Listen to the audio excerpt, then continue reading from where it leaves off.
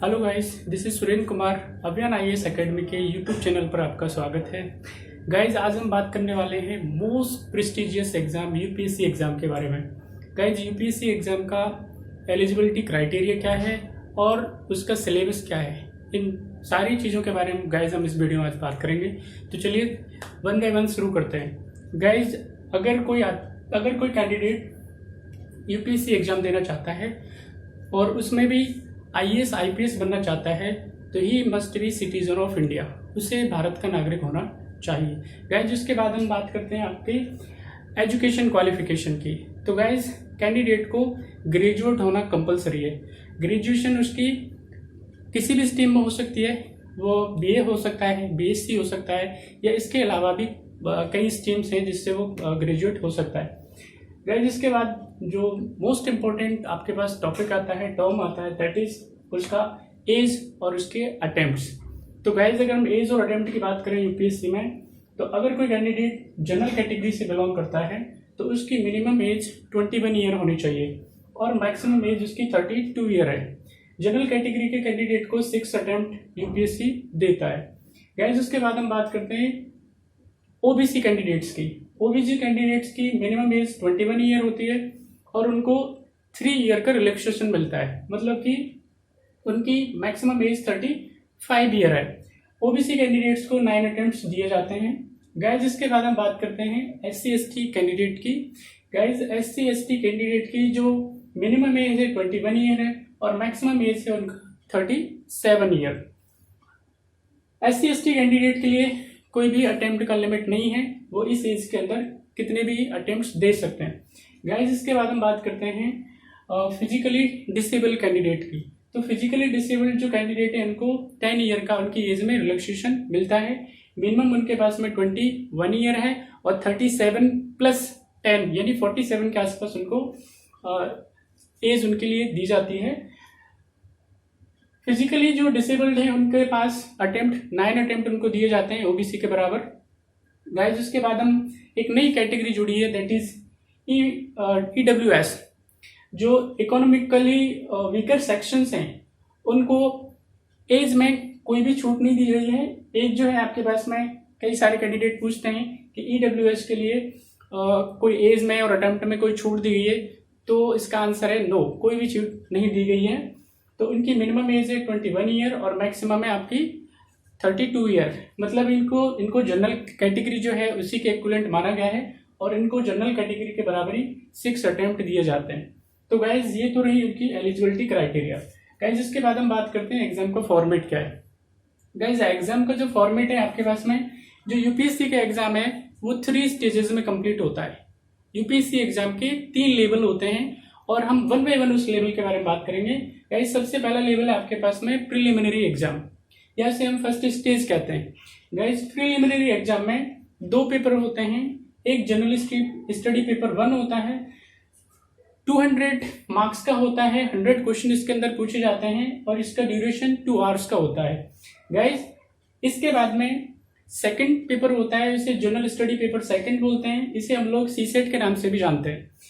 ये भी आपके पास 200 मार्क्स का होता है। गाइज, इसके अंदर 80 क्वेश्चन पूछे जाते हैं और इसका ड्यूरेशन भी 2 आवर्स का होता है। गाइज, यूपीएससी में सीसेट को अभी 33% से क्वालिफाइंग किया हुआ है।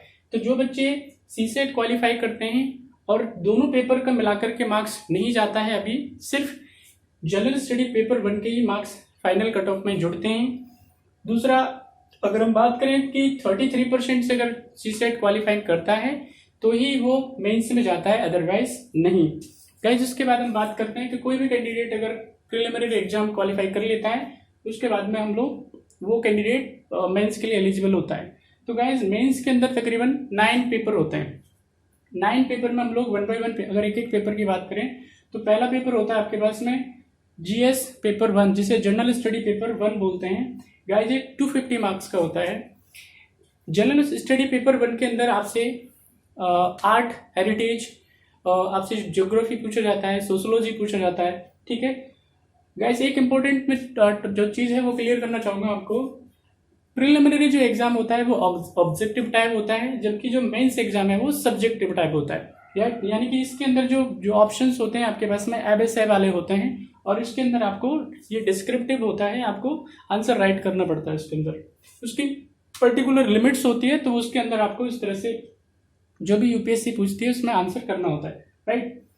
अब हम बात करते हैं जीएस पेपर सेकंड के बारे में। जीएस पेपर सेकंड भी गाइस 250 मार्क्स का होता है। इसके अंदर आपसे पॉलिटी, गवर्नेंस, कॉन्स्टिट्यूशन और आईआर, इंटरनेशनल रिलेशंस, इस तरह से यहाँ से ये पूछा जाता है आपसे गाइस। फिर हमारा थर्ड पेपर होता है, that is GS paper third. ये भी 250 मार्क्स का होता है। इसके अंदर आपसे economic development, science and technology, disaster management, right, internal security, तो इससे रिलेटेड क्वेश्चंस आपसे इसके अंदर पूछे जाते हैं गाइस। फिर आता है आपके पास में fourth paper.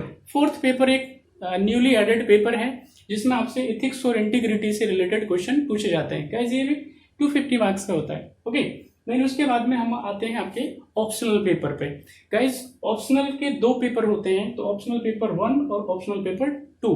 Optional paper 1 250 marks का होता है और ऑप्शनल पेपर जो 2 है वो भी 250 मार्क्स का होता है गाइस। ऑप्शनल पेपर टोटल मिला के 500 मार्क्स का होता है और मेंस एग्जामिनेशन में ये रोल प्लेइंग होता है, यानी कि जिसके ऑप्शनल पेपर में मार्क्स अच्छे आते हैं उसके सिलेक्शन के चांसेस जो हैं वो बढ़ जाते हैं गाइस। जिसके बाद हम बात करते हैं कंपलसरी पेपर्स की। तो गाइस कंपलसरी पेपर में आपके पास में लैंग्वेज रिलेटेड पेपर होते हैं, ठीक है। एक कोई भी इंडियन लैंग्वेज जो कि आपकी 8th जो शेड्यूल है उसके अंदर मेंशन हो, तो उसमें कोई भी जो जिसको सूटेबल लैंग्वेज होती है वो उसमें आंसर लिख सकता है। ये लैंग्वेज का जो पेपर होता है आप उसे कोई भी इंडियन लैंग्वेज, जिसमें हिंदी भी हम बोल सकते हैं, तो 300 मार्क्स का होता है और ये गाइस क्वालिफाइंग होता है, इसको सिर्फ क्वालिफाई करना होता है। इसके जो मार्क्स हैं वो आपके मेंस की कट ऑफ में नहीं जुड़ते गाइस। एक पेपर कंपलसरी इंग्लिश का होता है, ये भी 300 मार्क्स का होता है और इसको भी क्वालिफाई करना होता है। इसके भी मार्क्स हैं जो मेंस एग्जाम में नहीं जुड़ते गाइस। इसके बाद में जब कोई भी कैंडिडेट अगर मेंस एग्जामिनेशन क्वालिफाई कर लेता है तो फिर उसे इंटरव्यू के लिए कॉल होता है, फिर वो पर्सनैलिटी टेस्ट के लिए एलिजिबल होता है।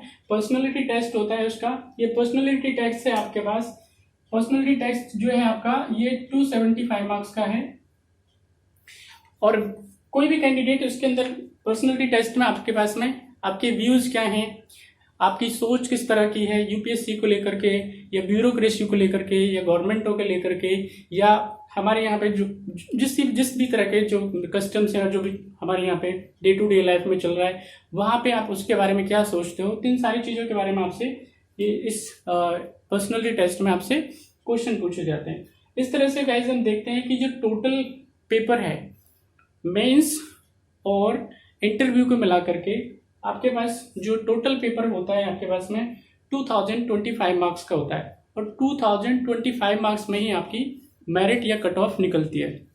जो बच्चे इसको क्वालिफाई करते हैं उनको फिर ट्रेनिंग के लिए भेज दिया जाता है और ट्रेनिंग के बाद में फिर उनको कार्डर अलॉट कर दिए जाते हैं। तो गाइस इस तरह से ये पूरा एलिजिबिलिटी क्राइटेरिया और यूपीएससी का सिलेबस था।